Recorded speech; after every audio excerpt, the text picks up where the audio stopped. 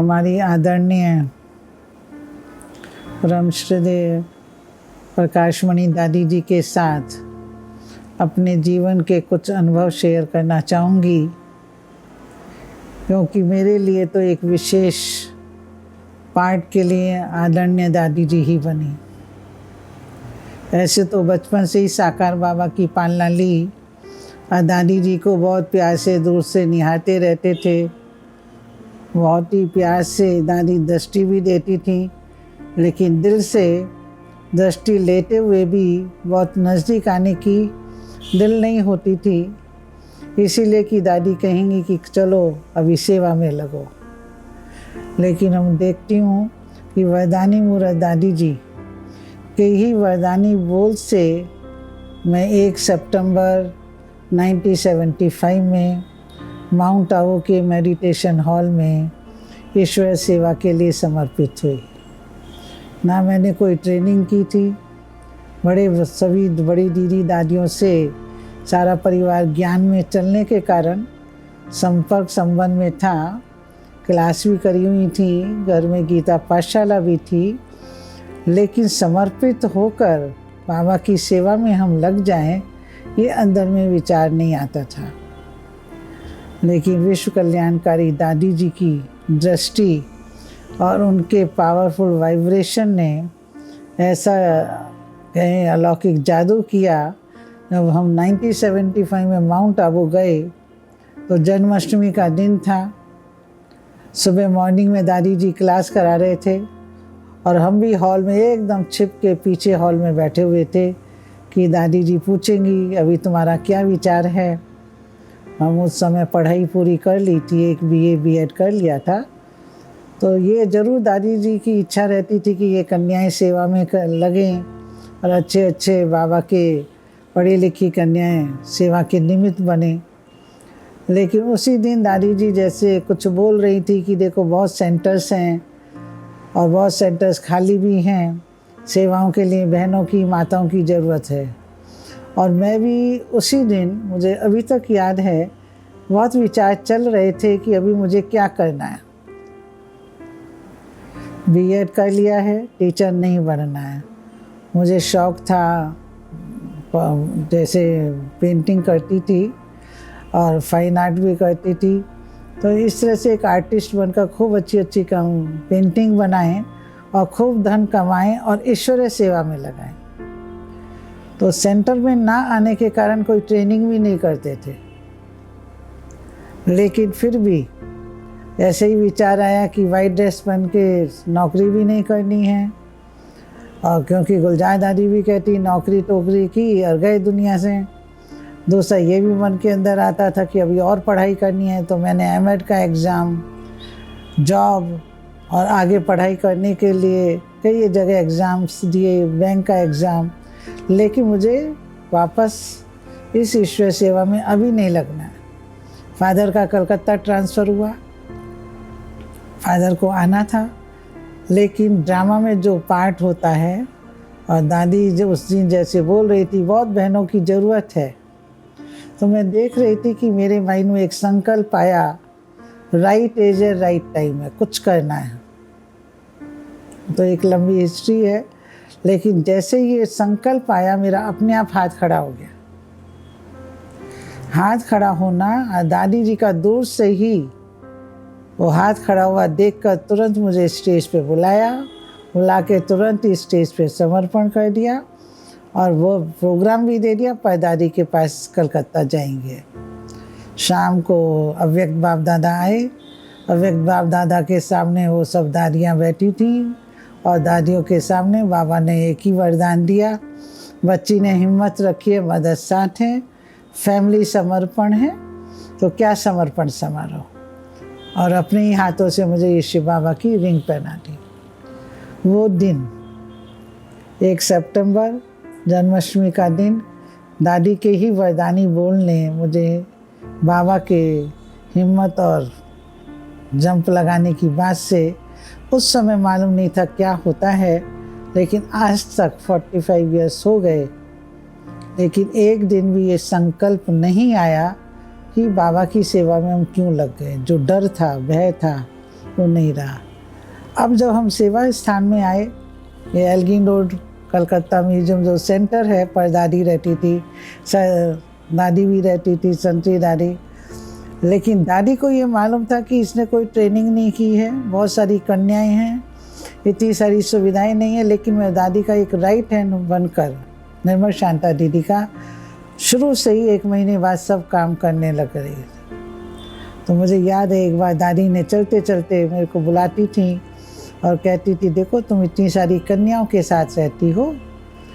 अब मुझे नहीं मालूम था मुझे कन्याओं को संभालना है या सखी के रूप में देखना है, फिर भी बहुत प्यार से, जैसे एक अलौकिक माँ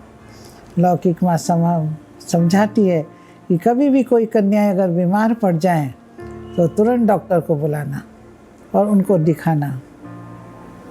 मैं समझ भी नहीं पाई कि कोई बहन बीमार भी नहीं है, फिर भी दादी ये शिक्षा दे रही हैं आगे भविष्य के लिए। जब तुम डॉक्टर को बुलाओगी और उस बहन को दिखाओगी तो आधी बीमारी उसकी चली जाएगी। दूसरी बात, इसका रहस्य ये भी था कि कोई भी कन्याएं जब सेंटर में आती हैं, उनको अपने उस समय बीमारी में लौकिक माँ बाप की याद नहीं आए। अगर हम किसी बीमार व्यक्ति को ऐसे ही छोड़ दे तो वो किसको याद करेगा? लौकिक माँ बाप को। तो अलौकिक रूप में माँ का जैसा प्यार मैंने दादी की दृष्टि और वृत्ति और वाइब्रेशन में जो देखा, वो मुझे आज भी याद रहता है और मैं ये कर्म के लिए कभी भी पीछे नहीं हटती हूँ। इसी रूप से हमने देखा कि कलकत्ता में तो दादी आती रहते थे, बड़े बड़े प्रोग्राम होते थे। बाबा भी मुरली में कहता था, बच्चे कलकत्ता में काली घाट है, बैनियन ट्री है, डायमंड हार्बर है। तो जैसे एक दादी का एक सखी के रूप में बड़ा अच्छा रोल देखा। बोलती थी, एक आनंद, तुमने अभी तक मुझे डायमंड हार्बर नहीं दिखाया, गंगा सागर कहाँ मेला लगता है। हमने सोचा हमने ही नहीं देखा, तो दादी को कैसे बताएं, कुछ मालूम भी नहीं था, ये नई नई बातें थी।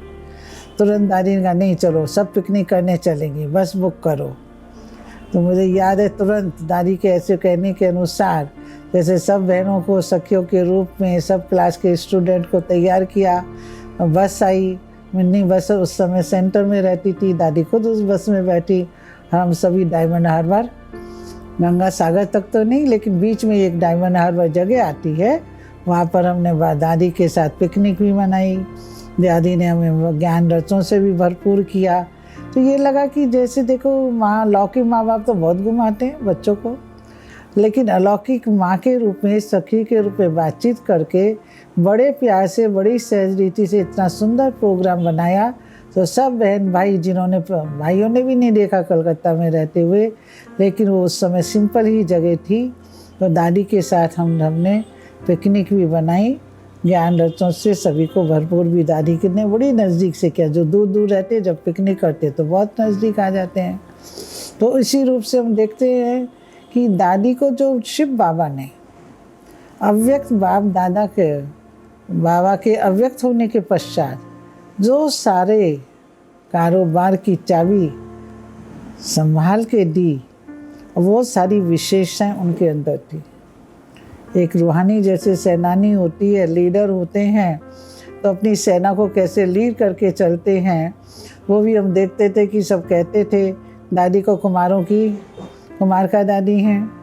1985 में बहुत बड़ा प्रोग्राम ओम शांति भवन में हुआ था, और याद है कि कलकत्ता से बंगाल का बहुत बड़ा गेट बनाने के लिए प्रोग्राम दिया गया था। हम लोग सब बना रहे थे, लेकिन फिर भी कुछ मजदूरों की हड़ताल हो गई।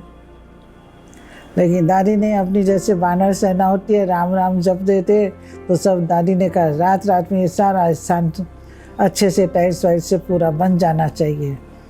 और सभी भाई बहनों ने दादी के उमंग उत्साह को देखकर, सारे कुमारों ने, बहनों ने, भाइयों ने उस स्थान को सुबह की कॉन्फ्रेंस से सब तैयार कर दिया। तो ये हमने जैसे देखा कि साकार बाबा की बातें सुनी थी, साकार बाबा को देखा भी, लेकिन इन प्रैक्टिकल कर्म में हर क्षेत्र में दादी को देखा। जैसे दादी हमेशा नवीनता के प्रोग्राम चाहती थी। जब मीटिंग होती थी, कुछ नवीनता हो, और उस नवीनता में करने का उमंग उत्साह भी बढ़ना। जैसे एक बार दादी ने कहा, नहीं, सब बहनें जिस भी सेंटर में रहती हैं, सबको एक दूसरे सेंटर पर चेंज हो, बदली हो, सब सोचने लगे ऐसा कैसे हो सकता है, ईस्टर्न जोन की ही बहनें बैठी हुई थी। तो हमने देखा सबसे पहले शुरुआत ईस्टर्न जोन की बहनों ने की। दादी ने जो उमंग उत्साह दिया, जबकि बंगाल, बिहार, उड़ीसा, असम में सब भाषाओं का अंतर था, लेकिन दादी के उमंग उत्साह से सारी बहनें बड़े सहज रीति से अपने अपने सेंटर को परिवर्तन कर दूसरे स्थान पर गए। तो ये केवल एक नवीनता का विचार ही नहीं, उसके अंदर शक्ति बढ़ना, उमंग उत्साह बढ़ना और बहुत ही सहज रीति से सबको स्वीकार हो जाना, ये एक लीडरशिप के अंदर जो गुण होते हैं वो मैंने दादी के अंदर देखे। उसी के साथ जब हम दादी को देखते थे तो बहुत जल्दी नज़दीक नहीं जाते थे, कोई बात भी ऐसी नहीं होती थी क्योंकि निर्मल शांता दादी तो हमारे पास रहती थी। लेकिन दादी की दृष्टि को जो प्यार में अनुभव करती थी, वो मैं ही अनुभव से क्या आपको बताऊं कि जब 2003 में बड़ा मेला होना था कलकत्ता में, तो दादी को रहता था कि बहुत विशाल रूप से यहाँ कार्यक्रम हो। ज़्यादा तो यहाँ पर सेंटर नहीं थे, फिर भी दादी चाहती थी कि शाही मेला हो।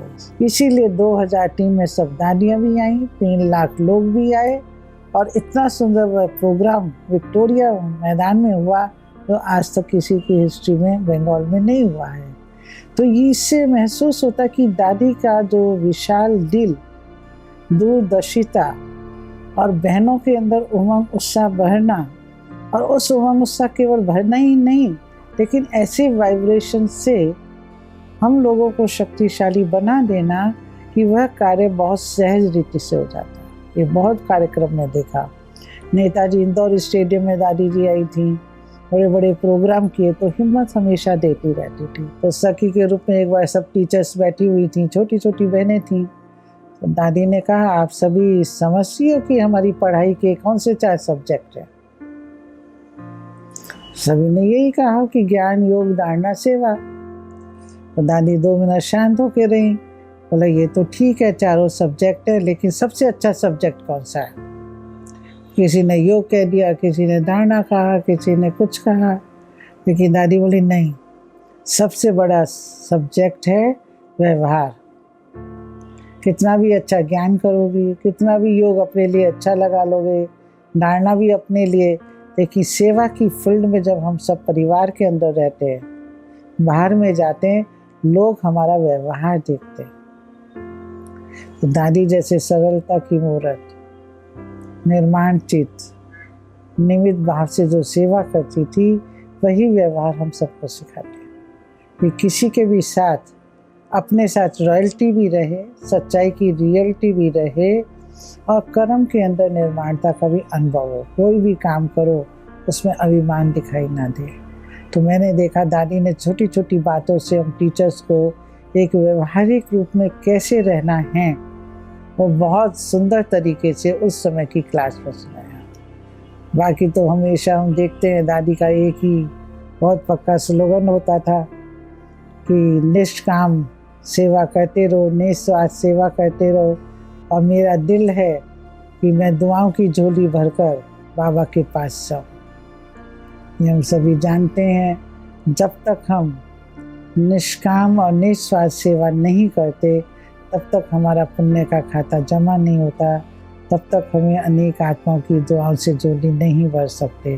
तो दादी ने अनेक आत्माओं की, अपनी अनेक कन्याओं की, अनेक भाइयों को जो इस रूहानी सेना में अपनी योग्यता से, अपनी धारणाओं से, अपने कर्म से तैयार किया, तो ऐसी दादी जो सबकी दुआएं लेकर हम सबको अभी भी सूक्ष्म वतन से, वाइब्रेशन से दुआएं देती, और दुआएं लेना और दुआएं देना।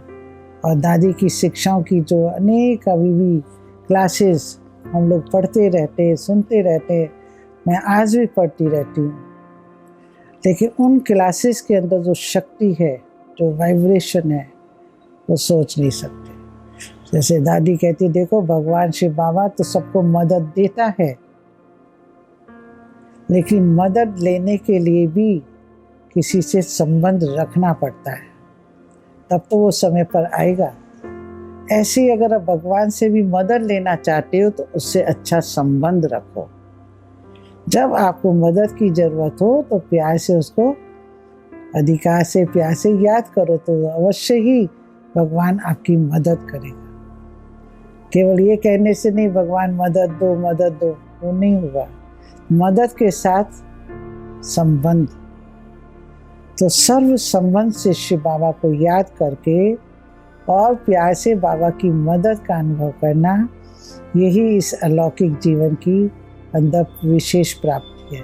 जो मैंने अनुभव की, जो मदद मुझे मिली कि बाबा से सब संबंध रखेंगे, और उसी रखा और रखते रखते आज भी उन दादी के बोल और वरदान से शक्तिशाली होकर ईश्वर जीवन के अंदर स्वयं भी पुरुषार्थ करते, औरों को भी उसी अनुसार दादी की और बाबा की शिक्षाओं से श्रृंगारित करते रहते हैं।